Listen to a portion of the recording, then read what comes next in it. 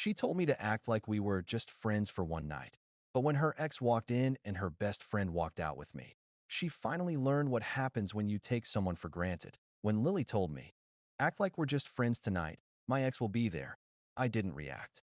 I didn't argue, didn't question it, didn't ask why she still cared about a man who shattered her 2 years earlier. I just said, okay, because by that point, I'd already learned something she hadn't. You don't beg someone to choose you. You pay attention when they don't. We'd been seeing each other for 8 months. Not officially, her choice. Labels ruin things, she'd say. Let's keep it natural. Which really meant, I'll treat you like a boyfriend. As long as you never ask to be one. Fine. I played along. Dinners, movie nights, weekend trips, everything except the actual commitment. She loved the comfort without responsibility, the affection without accountability. And I accepted it, even though I could feel the ground rotting underneath us. The party was for her coworker's birthday. Fancy rooftop bar. Loud music, dim lighting, overpriced drinks. The kind of place where people go to be seen rather than to have fun. She dressed up like she wanted to make someone jealous. Not me. Him. Her ex, Ryan. The one who called her clingy. The one who cheated with some gym girl. The one she swore she was completely over. Except she wasn't. When we arrived, she let go of my arm before we even reached the entrance. It's just easier this way, she murmured.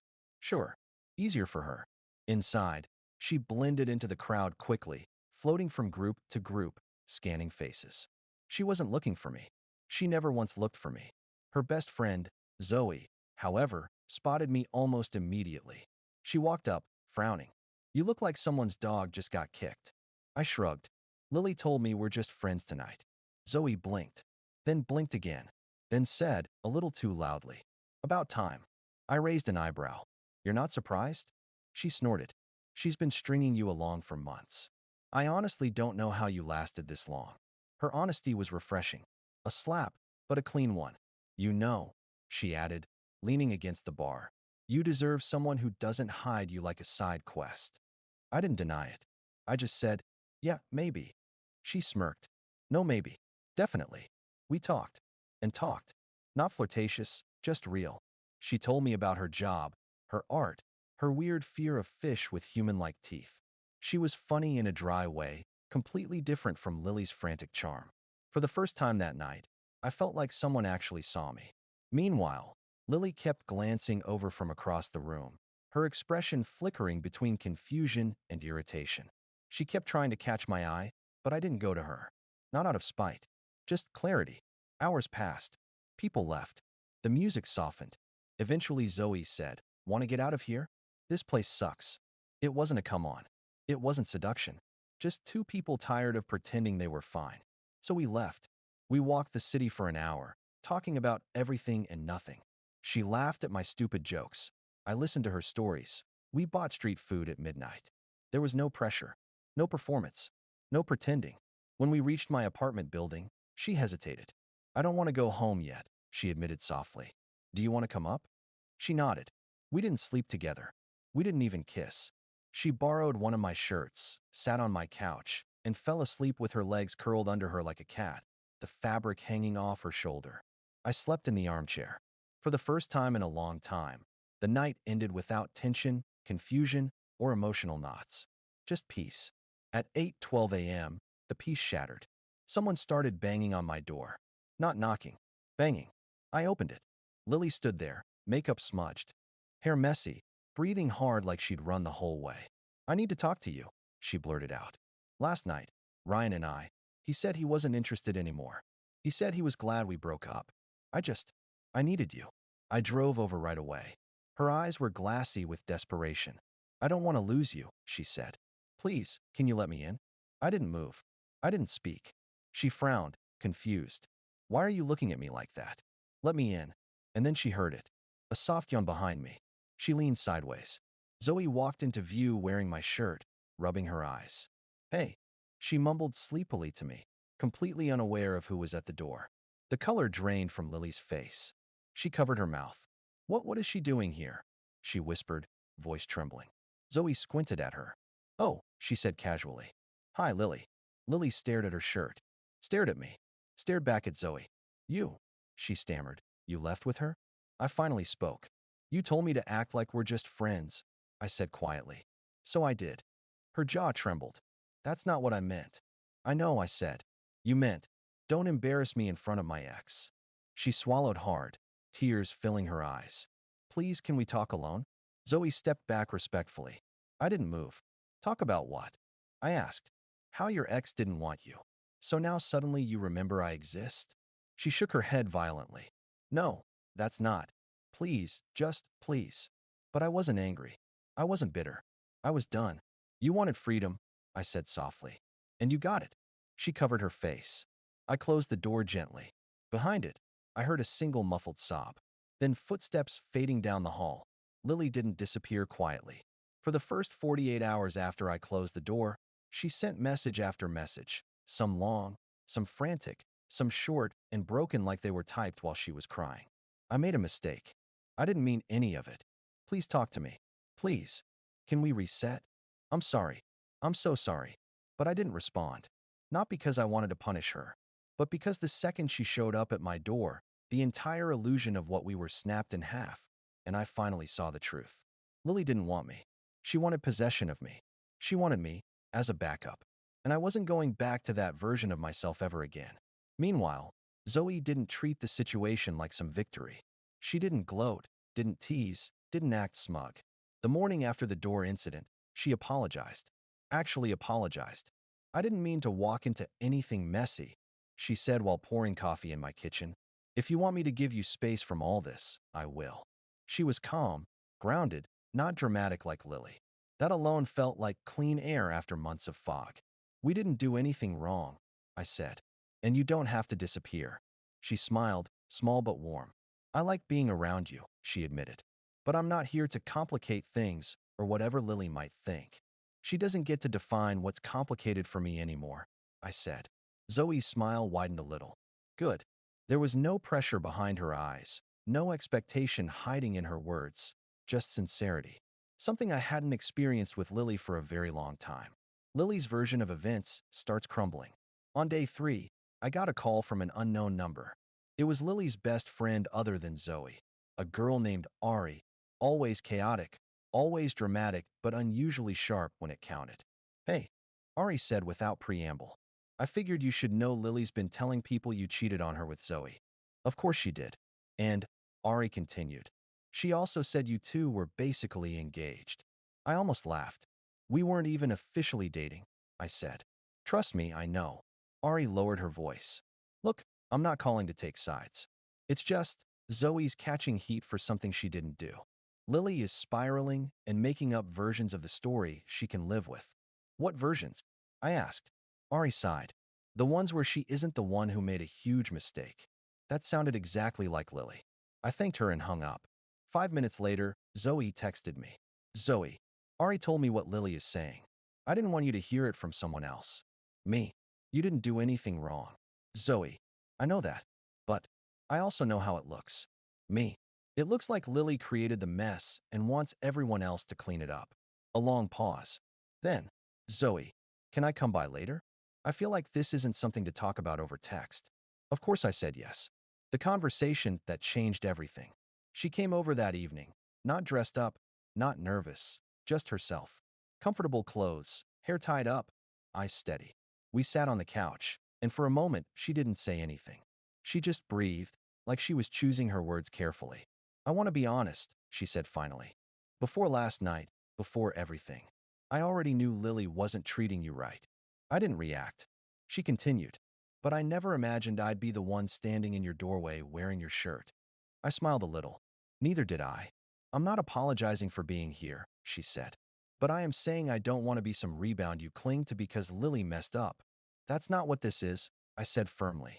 I know, she whispered. But I needed to hear you say it. We fell into a comfortable silence. It wasn't tense. Wasn't awkward. Wasn't confusing. It felt like something Lily and I never had, clarity. After a while, Zoe scooted a little closer, picking at a loose thread on my couch. Can I ask you something? She asked softly. Sure. When Lily told you to act like just friends, did it hurt? I exhaled slowly. Yes, I said, but not because of the ex. It hurt because I realized she could dismiss me that easily. Zoe nodded, eyes soft. And when you told me at the party that you two were just friends now, I felt relieved. I shouldn't admit that, but I was. That relief told me everything. I said. Everything Lily never could. Zoe swallowed. Her eyes met mine. She doesn't deserve you, she whispered. And you think you do? I asked gently, not mocking, just curious. She held my gaze. I think, she said softly, I try. There was no manipulative emotion behind it. No guilt. No desperation. Just honesty. And it hit harder than anything Lily had said in months. When Lily finally showed her hand. Later that night, after Zoe left, Lily sent one final, desperate message. I made a mistake. I panicked because Ryan didn't want me. But you are the one I need. Zoe is just confused. Please don't throw us away. That text told the truth she'd been hiding. She didn't come back because she loved me. She came back because her ex rejected her. And Zoe didn't step aside. She came back because I was familiar, stable, safe. She came back because she didn't want to lose access to me, not because she wanted me. And that's when I finally understood. Her heart wasn't broken. Her ego was. I didn't respond. I didn't need to. Some endings write themselves. Update. Lily didn't let my silence sit. She never could. When someone like her loses control of the narrative, they don't reflect. They escalate. It started with indirect pokes. Mutual friends texting me out of nowhere, asking if Zoe and I were a thing. Someone sent me a screenshot of Lily's Instagram story, a vague quote about betrayal by those closest to you, with a black and white selfie of her crying. But then things crossed a line. She showed up at Zoe's apartment, unannounced. Zoe's unexpected call. It was around 9:30 p.m. when my phone lit up with Zoe's name. Her voice was low, controlled but shaking at the edges. Lily is here, she whispered. What? She just knocked. Said she wanted to talk. She's standing outside my door right now. I grabbed my jacket. I'm coming. No, Zoe said quickly. Don't. She's not yelling. She's not being aggressive. She's crying. I don't know what she wants. I paused, listening. In the background, muffled. Zoe, please. I know you're there. Just open the door. Zoe exhaled shakily. I'm not scared of her, she said. I just don't want to say the wrong thing. Put me on speaker, I said. She hesitated, then switched modes. I heard shuffling, then silence. Then Lily's voice, raw and trembling, through the door. Please, just talk to me. I'm losing everything. Zoe didn't answer. So I did. Lily. A gasp. Are you? Oh my God, you're with her? No, I said calmly. I'm at home. But Zoe doesn't owe you a conversation. You owe me one then, she cried. You both do. No, I replied, steady. No one owes you anything. A quiet sob broke through. You threw me away, she whispered. For her. No, I said. I walked away from you because you only wanted me when someone else didn't. Her breath hitched. You're wrong, she whispered. You're so wrong. I always loved you. I didn't know how to show it. Lily, I said gently, you didn't love me. You loved having me. Those aren't the same thing. There was a long silence. Painful. Heavy. Then, unexpectedly, can you both come out? She asked. Please. I need to explain this face to face. Zoe looked at her door, visibly torn. Do you want me to come? I asked. No, she said after a moment. This is between me and her. She switched off speaker. Stay near your phone, she said softly. I'll call you when it's over. Zoe, I'll be fine. She hung up. What happened in the hallway? Later, Zoe told me everything. She opened the door to find Lily standing there. Messy hair, hoodie, eyes swollen from crying. Not dramatic. Not angry. Just small. Fragile. Broken in a way only the truth can break someone. They sat in the hallway, knees almost touching. Lily started with the expected. I didn't know how much I cared until I lost him. Zoe didn't respond. She went on. I pushed him away. I know. I kept him in this gray zone because I liked having him, but I wasn't ready to commit. Still, Zoe said nothing. But then Lily shifted. Her voice cracked in a way that wasn't manipulative, just painfully honest. You don't understand what it felt like watching him choose you. I thought he'd always run back to me. I didn't think he'd ever look at someone else the way he used to look at me. Zoe blinked. You don't get to be mad about him choosing himself, Zoe finally said. Lily's face crumpled. I know, she whispered. I know. I never thought he'd stop waiting for me. Zoe didn't soften. You didn't think at all. Lily swallowed hard.